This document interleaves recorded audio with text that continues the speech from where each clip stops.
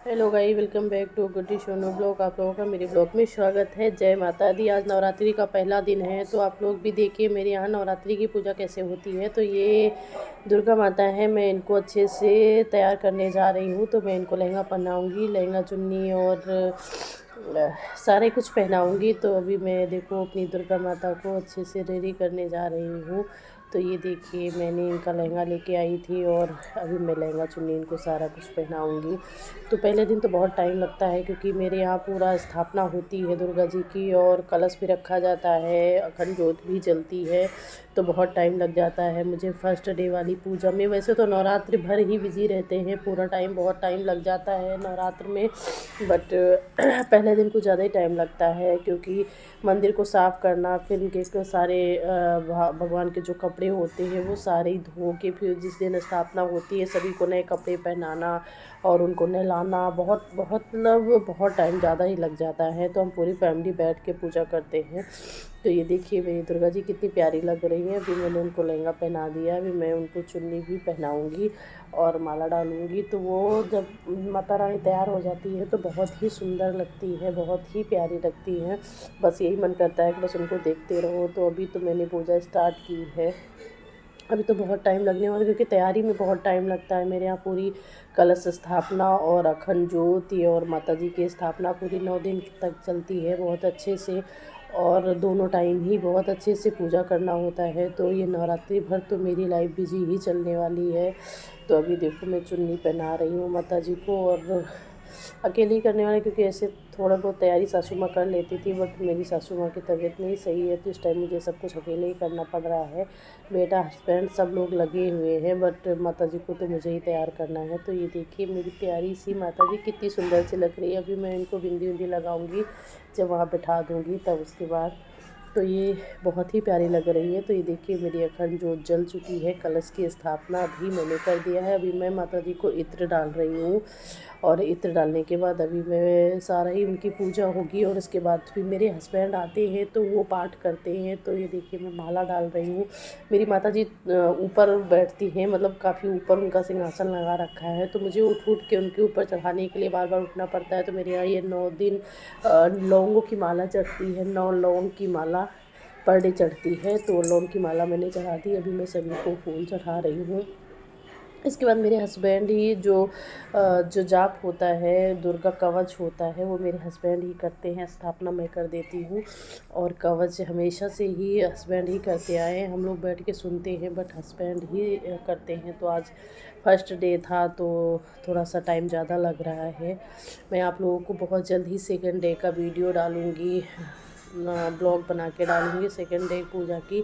तो उसमें थोड़ा सा इजी हो जाता है, ज़्यादा टाइम नहीं लगता है, क्योंकि आज के दिन स्थापना होती है तो बहुत ज़्यादा टाइम लग जाता है, और बहुत अच्छे से किया भी जाता है। क्योंकि ये जो ज्योति मेरे यहाँ जल रही है ये अखंड ज्योति है, तो ये पूरा 9 दिन या 8 दिन, जितने दिन के नवरात्रि होते हैं उतने दिन कंटिन्यू जलती है, बुझती नहीं है 1 मिनट के लिए भी।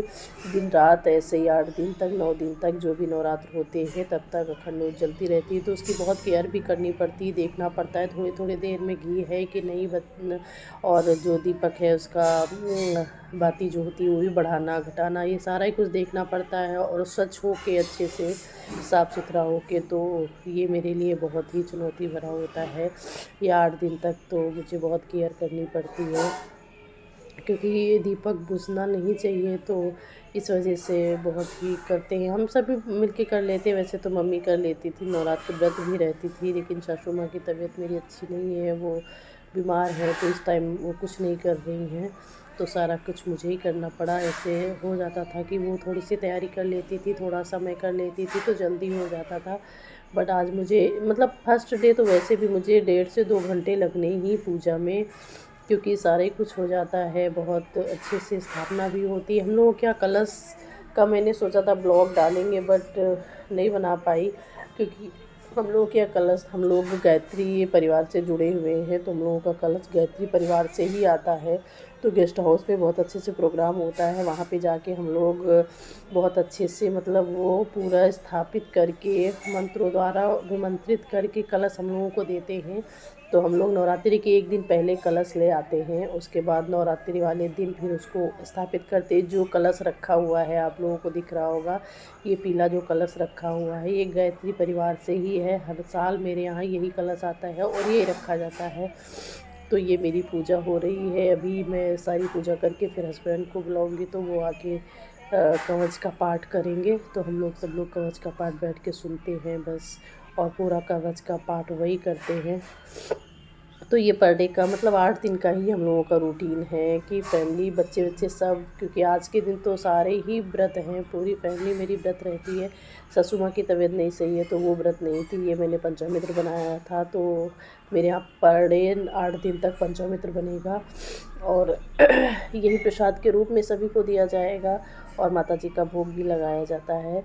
तो ये देखिए मेरी पूजा हो रही है अभी। अब मेरे हस्बैंड आ गए हैं और वो पूजा कर रहे हैं। तो ये देखिए आप लोग, अब मेरे हस्बैंड बैठ के जाप करेंगे। जाप क्या मतलब दुर्गा कवच का पाठ करेंगे और हम लोग सभी लोग बैठ के सुनते हैं दुर्गा कवच, क्योंकि दुर्गा कवच का 9 दिन तक पाठ करना बहुत ही अच्छा होता है। पहले तो मेरे हस्बैंड पर डे ही दुर्गा कवच का पाठ करते थे, बट अभी थोड़ा सा बिजी रहते हैं शॉप की वजह से, तो इस वजह से नहीं कर पाते हैं। नहीं तो पर डे ही दुर्गा कवच का पाठ करते थे। तो अच्छा भी होता है, करना भी चाहिए, सभी को करना चाहिए। अगर कभी वो बिजी होते हैं तो मैं भी दुर्गा कवच का पाठ करती हूँ। तो ये देखिए मेरा मंदिर मैंने अच्छे से सफाई करके और मंदिर को सारी मूर्तियों को अच्छे से सजाया है। तो प्लीज़ आप लोग बताइएगा ज़रूर कि मेरा मंदिर कैसा लग रहा है आप लोगों का, और मेरी माता जी सजने के बाद कैसी लग रही हैं।